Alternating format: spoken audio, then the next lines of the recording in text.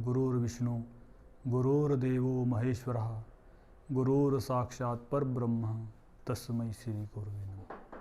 नमस्कार साथियों, एक बार फिर से आप सभी का आपके अपने YouTube चैनल अमेजिंग शिक्षा में बहुत बहुत हार्दिक अभिनंदन व स्वागत है। तो आज प्यारे बच्चों हम करेंगे सर्वनाम के ही भेद हैं, निश्चयवाचक सर्वनाम और अनिश्चयवाचक सर्वनाम। दोनों जो सर्वनाम है ना वो मिलते जुलते से हैं, वो थोड़ा सा अंतर है। ठीक है, एक में क्या है निश्चय है, एक में अनिश्चय है। तो इसका ही हम तुलनात्मक अध्ययन आज यहाँ पर करने वाले हैं। ठीक है, तो आपको वीडियो के अंत तक हमारे साथ बने रहना है और कुछ ऐसी बातें भी आज हम यहाँ पर स्पष्ट करेंगे, क्लियर करेंगे, जिनको लेकर के हम छोटी छोटी गलतियां कर जाते हैं। कुछ ऐसे सर्वनाम हैं जो कई स्थानों पर प्रयोग किया जाता है, जिनका जैसे पुरुषवाचक में भी प्रयोग होता है, निश्चयवाचक में भी प्रयोग होता है। और कुछ सर्वनाम तो ऐसे भी हैं, कुछ ऐसी स्थितियों में वो प्रयोग होते हैं वहां उनको सर्वनाम ही नहीं कह सकते। ये सारी बातें आज यहां पर स्पष्ट करने वाले हैं हम। ठीक है, तो वीडियो के अंत तक हमारे साथ बने रहिए। तो आइए शुरू करते हैं। सर्वनाम, निश्चयवाचक सर्वनाम और अनिश्चयवाचक सर्वनाम। सबसे पहले बात करेंगे निश्चयवाचक सर्वनाम की।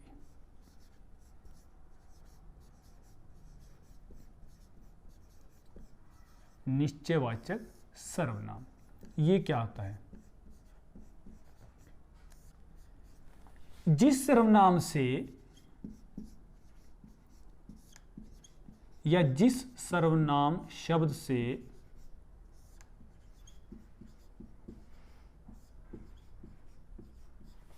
दूर या निकट, दूर या निकट वस्तुओं या व्यक्तियों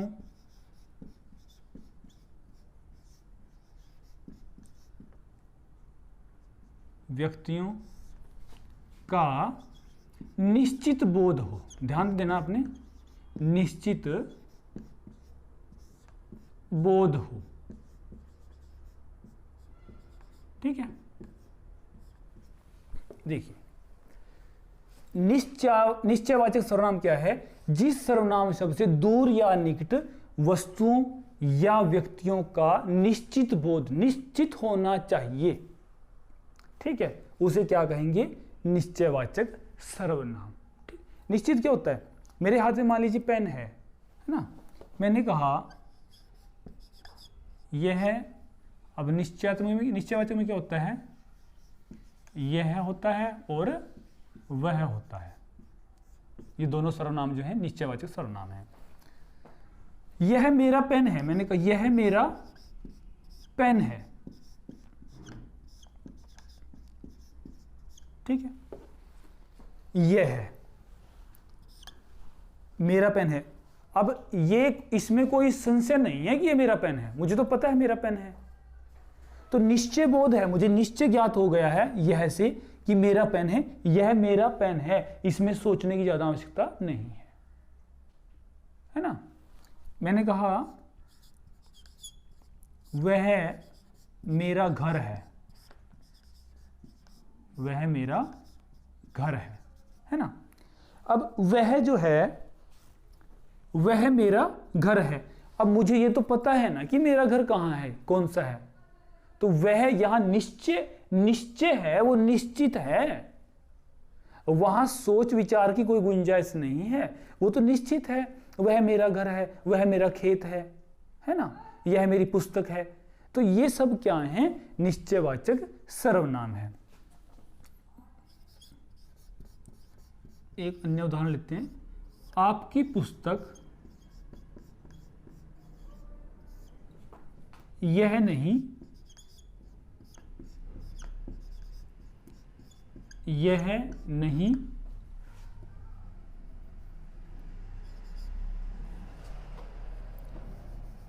आपकी पुस्तक यह नहीं वह है, वह है।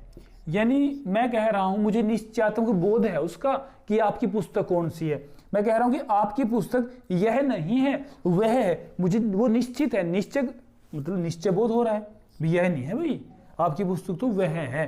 तो ये कौन से सर्वनाम हो गए? ये निश्चयवाचक सर्वनाम हो गए, जहां पर निश्चित बोध होगा। ठीक है ना? जैसे मैंने कहा वह सामान लेकर आओ, लेकर आओ, वह सामान लेकर आओ। अब जो सामान है ना, भी कौन सा लेके आना? वह सामान लेके आना है जो मैं कह रहा हूं।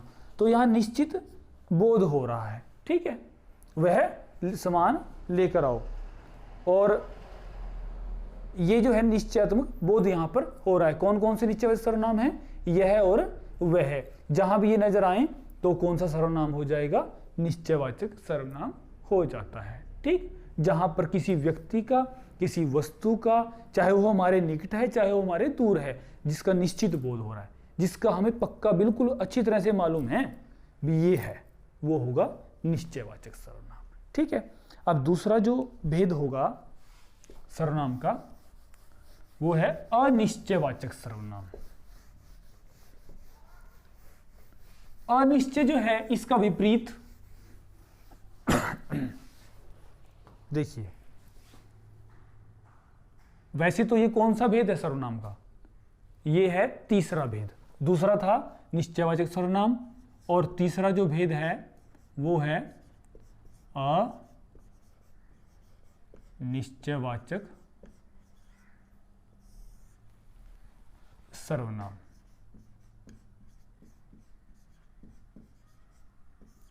ठीक है, देखिए, अनिश्चयवाचक सर्वनाम, जिस सर्वनाम शब्द से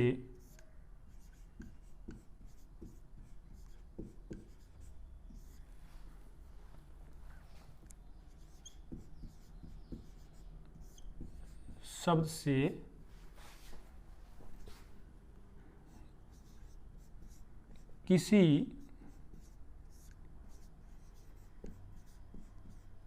व्यक्ति या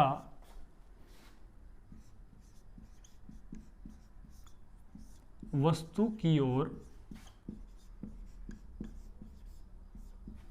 जिस सर्वनाम शब्द से किसी व्यक्ति या वस्तु की ओर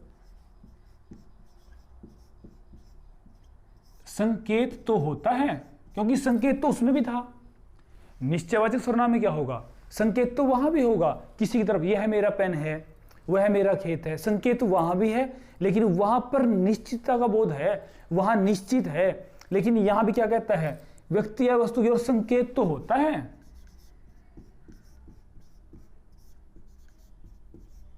परंतु वह निश्चित नहीं होता, परंतु वह निश्चित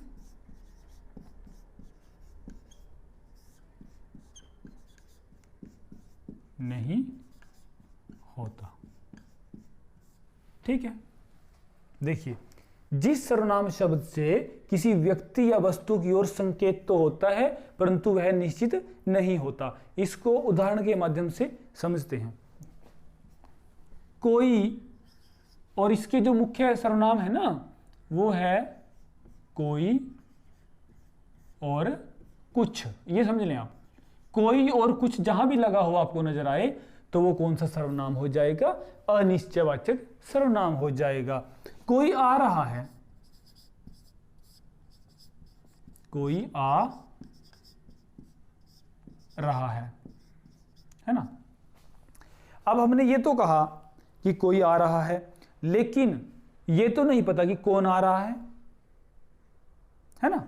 इशारा किया, संकेत किया कि कोई आ रहा है, तो कोई जो है ना, ये अनिश्चयवाचक सर्वनाम है, क्योंकि यहां निश्चितता प्रकट नहीं हो रही है, निश्चित बोध नहीं हो रहा है, अनिश्चित है ना? संकेत तो कर रहे हैं पर निश्चित नहीं है कौन आ रहा है।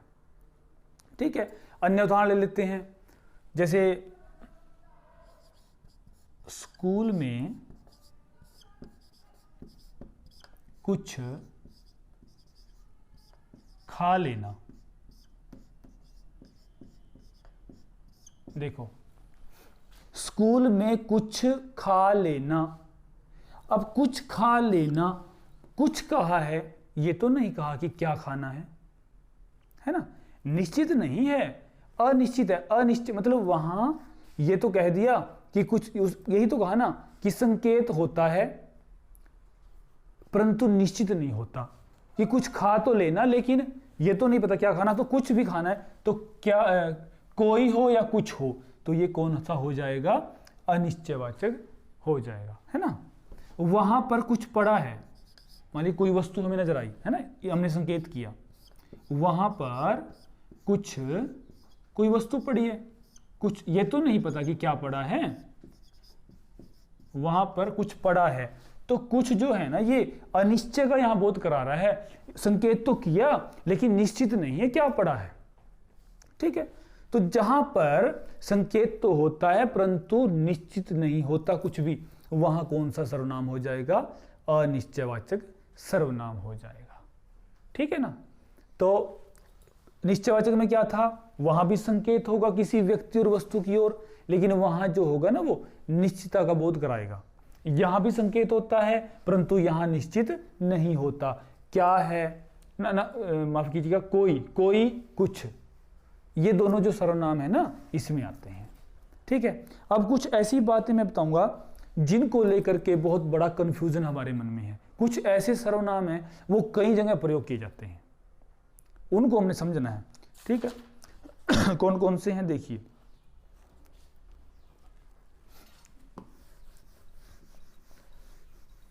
क्योंकि ये सर्वनाम ना ऐसे हैं जो कई सर्वनाम में प्रयोग किए जाते हैं, उसके भेद में प्रयोग किए जाते हैं, वो कौन कौन से हैं वो समझेंगे हम।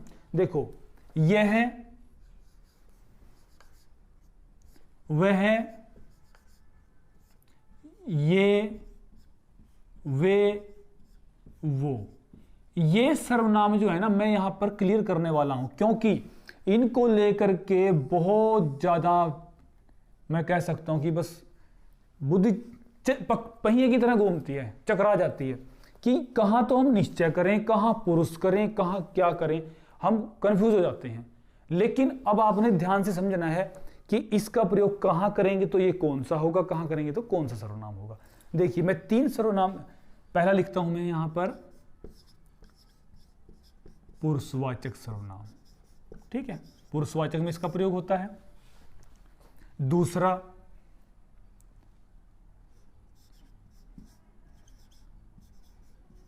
निश्चयवाचक में इसका प्रयोग होता है, ठीक है।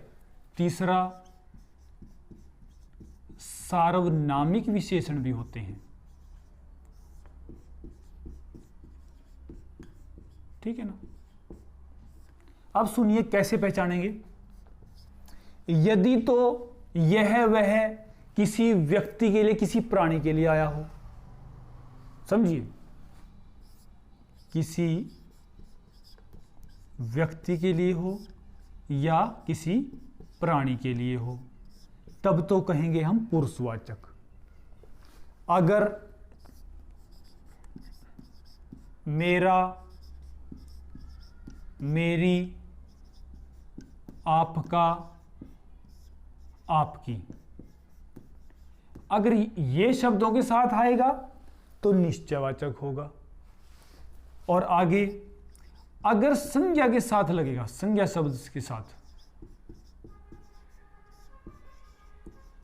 तो ये सर्वनाम होगा ही नहीं, इसको सर्वनाम कहेंगे ही नहीं हम, इसको कहेंगे सार्वनामिक विशेषण। कैसे, उसके उदाहरण को समझें आप। देखो, वह ईमानदार है, वह ईमानदार है, ठीक है। क्या कहा, अगर तो यह वह किसी व्यक्ति के साथ हो, किसी प्राणी के साथ लगा हुआ हो, उसके स्थान पर लगा हुआ हो, तो ये होगा पुरुषवाचक सर्वनाम। जो वह है ना, ईमानदार कौन होता है, कोई व्यक्ति होगा, कोई प्राणी होगा, है ना, मनुष्य है कोई, तो वह एक प्राणी के लिए, एक व्यक्ति के लिए आया है, तो इसको कहेंगे हम पुरुषवाचक सर्वनाम, ठीक। अब चलिए आगे, वह मेरा घर है। अब घर जो है ना कोई प्राणी व्यक्ति नहीं है, ठीक है। और दूसरी बात, मेरा हो, मेरी हो, आपका हो, आपकी हो, तो ये हो जाएगा निश्चयवाचक सर्वनाम। ध्यान से समझ लीजिए, यही उदाहरण आते हैं वहां पर। हम सोचेंगे कि यह वह तो पुरुषवाचक होता है, यह वह तो निश्चयवाचक, ऐसा नहीं है। अगर व्यक्ति या प्राणी के लिए आया है ना वह, तो इसको करेंगे पुरुषवाचक, ठीक है। और अगर मेरा, मेरी, आपका, आपकी आया है तो उसको करेंगे हम निश्चयवाचक। निश्चय है, वह मेरा घर है, ये निश्चय है, ठीक है। और अगर किसी संज्ञा के स्थान पर, जैसे वह स्थान पर नहीं, संज्ञा के साथ, वह पुस्तक मेरी है, ठीक है। यहां जो है ना ये पुस्तक, ये संज्ञा शब्द है और इसने जो सर्वनाम है यहां विशेषण का कार्य किया। इसने, इस सर्वनाम ने विशेषण का कार्य, वह पुस्तक, यहां इसको विशेष आप सर्वनाम कहेंगे ही नहीं, इसको कहेंगे सार्वनामिक विशेषण। जब हम विशेषण की बात करेंगे ना वहां इसको विस्तार से समझाएंगे, ठीक है ना। अभी केवल ये समझ लीजिए कि अगर किसी भी संज्ञा शब्द से पहले कोई भी सर्वनाम आ जाता है ना, कोई भी सर्वनाम, उसको हम कहते हैं सार्वनामिक विशेषण। और अगर मेरा, मेरी, आपका, आपकी, ये सभी आ जाएं उसके साथ, वह मेरा घर है, वह मेरा पेन है, यह मेरा पेन है, यह मेरी पुस्तक है, यह आपका घर है, तो तब हो जाएगा वो निश्चयवाचक। अगर किसी व्यक्ति के लिए, किसी प्राणी के लिए आएगा तो ये हो जाएगा पुरुषवाचक सर्वनाम। इस प्रकार से यही तो हमारे मन में बहुत ज्यादा एक संशय पैदा होता रहता है कि ये जो सर्वनाम है ना, देखने में एक जैसे लग रहे हैं, सभी एक ही जैसे हैं और एक ही हैं, एक जैसे क्या, एक ही हैं, लेकिन कहां कहां हम इनका प्रयोग किस तरह करें ये हमारी समझ से नहीं आता, ठीक है। तो अब आपने इसको ध्यान से समझना है, इसको देखना है कि कहां कहां पर हमने इसको निश्चयवाचक मानना है, कहां पर पुरुषवाचक मानना है, और कहां पर हमने इसको सर्वनाम मानना ही नहीं, विशेषण मानना है, सार्वनामिक विशेषण, ठीक है। किसी भी संज्ञा, वह लड़का है ना, अगर वह लड़का हो, लड़का क्या है, संज्ञा है, तो वहां भी इसको सार्वनामिक विशेषण कहेंगे, विशेषण का कार्य करेगा ये, ठीक। तो आज जो हमने क्या किया, निश्चयवाचक सर्वनाम और अनिश्चयवाचक सर्वनाम दोनों का हमने तुलनात्मक अध्ययन किया कि निश्चयवाचक में क्या होगा कि एक निश्चितता का बोध होगा, संकेत दोनों में होता है। निश्चयवाचक सर्वनाम में भी संकेत होगा किसी की तरफ और अनिश्चय में भी, लेकिन निश्चयवाचक में निश्चित संकेत होगा और अनिश्चयवाचक में निश्चित संकेत नहीं होता, ठीक। और उसके बाद ये समझ लीजिए आप कि इनका प्रयोग हम किस प्रकार से करते हैं और कहां पर हमें कौन सा सर्वनाम इनको मानना है, ये सभी, ठीक है प्यारे बच्चों। तो आज के लिए इतना ही रहेगा। आज की जो कक्षा है यहीं पर संपन्न होती है और आगे भी हमारे साथ इसी तरह बने रहिए आप, ताकि ये विषय आपके बिल्कुल क्लियर हो जाए, आगे आपको कोई दुविधा, कोई समस्या, परेशानी न हो, ठीक है। आप सभी सुखी रहें, निरोग रहें, इसी मंगल कामना के साथ सभी को जय हिंद, वंदे मातरम।